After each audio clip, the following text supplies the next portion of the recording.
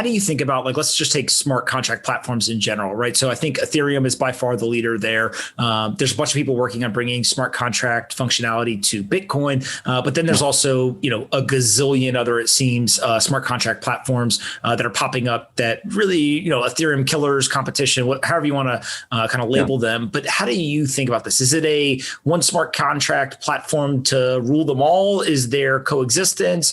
Is it literally every protocol will have to have smart contract compatibility? And so it's less about like which one is the smart contract platform. And it's just like, at what point does a protocol add that functionality? Just like, how do you think about that among the different protocols?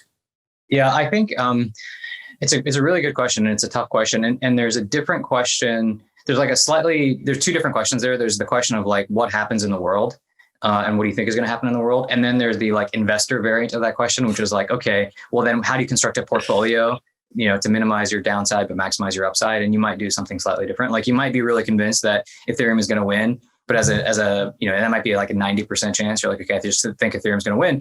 But as an investor, you might still take a bunch of positions into things, to just in case, right? From a return perspective, it might still make sense to do that.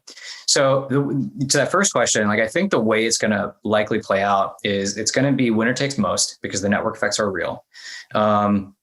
Developer network effects, integration network effects, fiat on-ramps and off-ramps, regulatory network effects. Like these are all things that are moats around a layer one protocol. And Ethereum far and away has the lead there, but it's still very early days.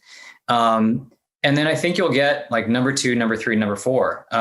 And depending on how you think about it as an investor, that could still be a fantastic opportunity.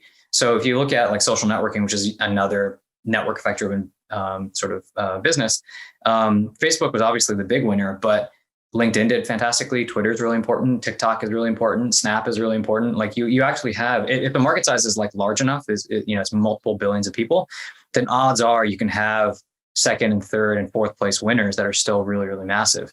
And so I don't think it's winner take all. I think it's winner take most. But actually, we're in such early days here that actually, from an investor perspective, kind of having a few different bets, you'll probably still do really well if you pick well. And then each of those networks will specialize in the same way that media companies or that social media companies or other network effect things do. And so you might get one thing that's sort of the money chain, which might be like ETH. You might get something that's much better for NFTs because scalability is such a challenge and gas fees are so high that it like crowds out a lot of non-fungible token use cases. And so maybe that just moves somewhere else. And so, I think it's TBD who wins and how they win. But I think that my best guess is that's how it'll be, is like winner take most, and then specialized chains for different use cases that are optimized to meet the needs of that sort of crowd of people.